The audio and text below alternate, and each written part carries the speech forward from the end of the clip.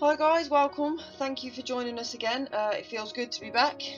Tonight we're going to be looking at a historical case from the UK, from up in Scotland. We've decided to have a look at this case today because on the 9th of November this year it was actually 40 years since this case happened. So 9th of November 1979, a gentleman called Robert Taylor. He was a forestry worker for a company called Livingston Development Corporation.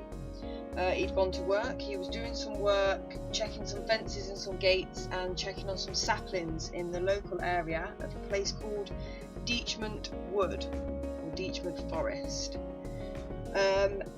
He couldn't quite get to where he needed to get to, so he parked up and on foot walked up through the path. As he come around the corner, he come across a large object hovering in a clearing. He described it as being a dark metallic colour with patches of transparent all over it. Now later on he went back and said that he theorised that this may have been the craft attempting to camouflage itself with the surroundings.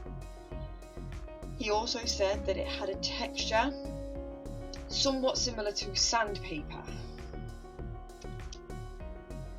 In addition to this texture, he described it as having a flange all the way around the circumference with some arms sticking up on the flange and blades or propellers on these arms.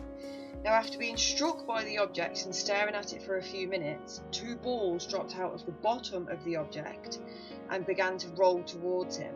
He said that these balls were covered in spikes and he described them as looking similar to World War II mines. These balls then stopped when they got next to him and he could feel a tugging on his trouser legs. He could also hear a hissing noise as they were secreting some sort of smell. He described it as a powerful smell, choking smell, similar to burning brake lines. The next thing he knows, he has passed out. He then woke up what was estimated to be about 20 minutes later. He regained consciousness. He then tried to make his way back to his truck, which he struggled to do. He was quite disorientated, couldn't quite walk properly, couldn't feel his legs, they were hurting. He managed to get back to his truck, got into his truck, tried to drive, only to crash it into a ditch. He then accepted the fact that he wouldn't be able to drive it home, so he headed back through the forest and slowly made his way back to his wife. He knocked on the door at home, and when she opened the door she was quite surprised to see the state of him. He was very dishevelled. She described him as having mud all over his clothes, and she said he was very agitated.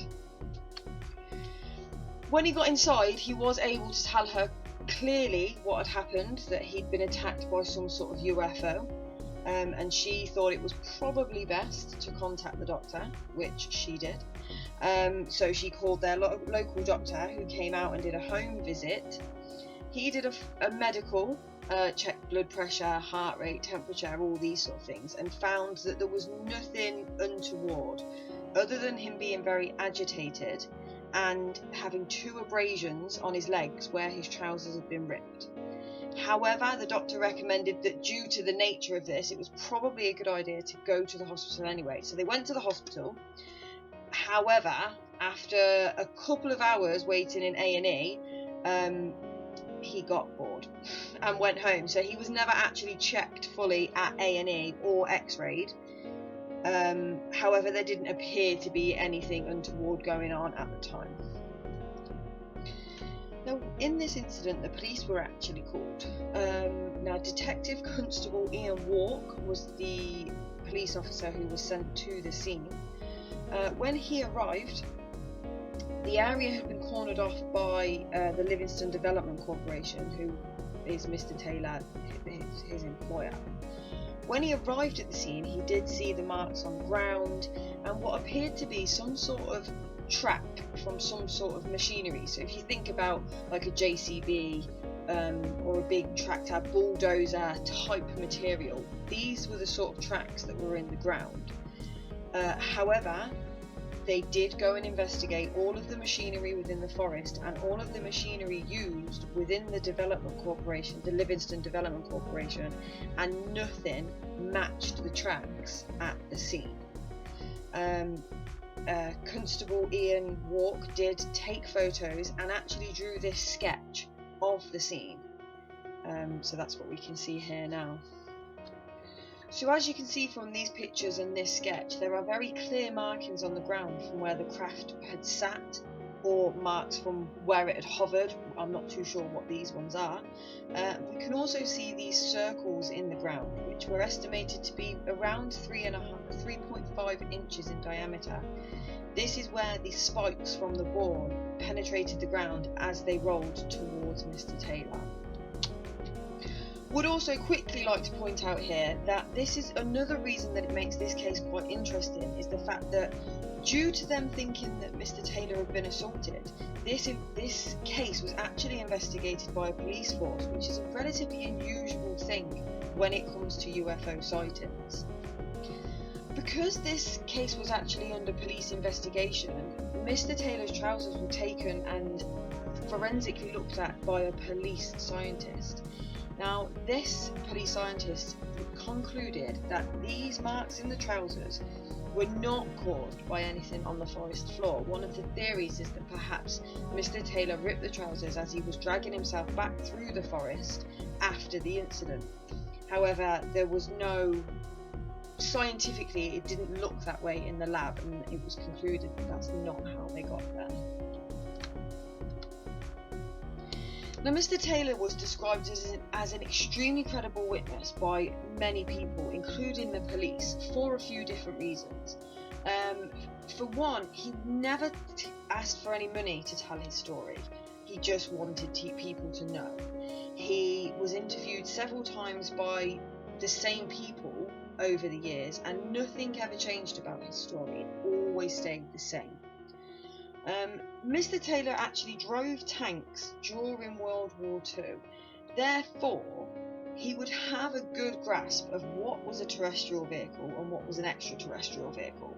Therefore, if he had happened upon something that was terrestrial, it probably wouldn't have taken him too much by surprise.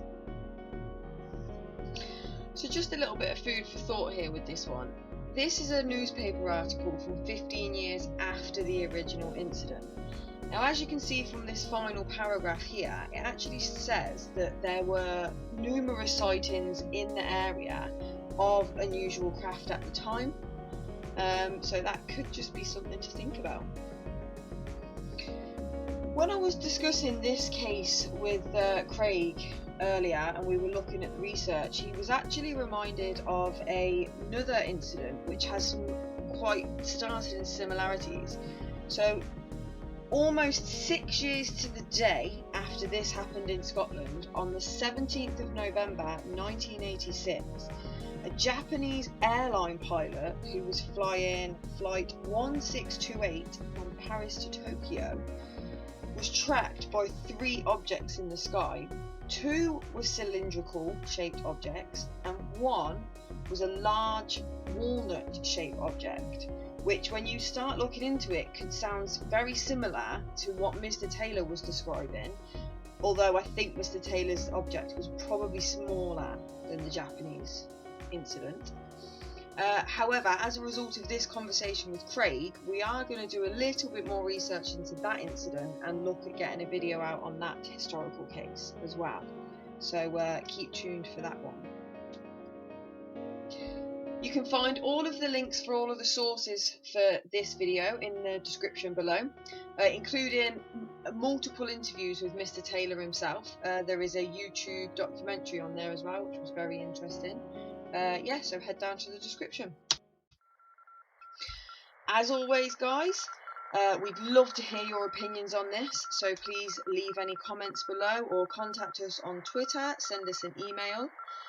Don't forget to like the video, subscribe to the channel and turn on your notifications so you don't miss any of the new videos, and we will see you very, very soon.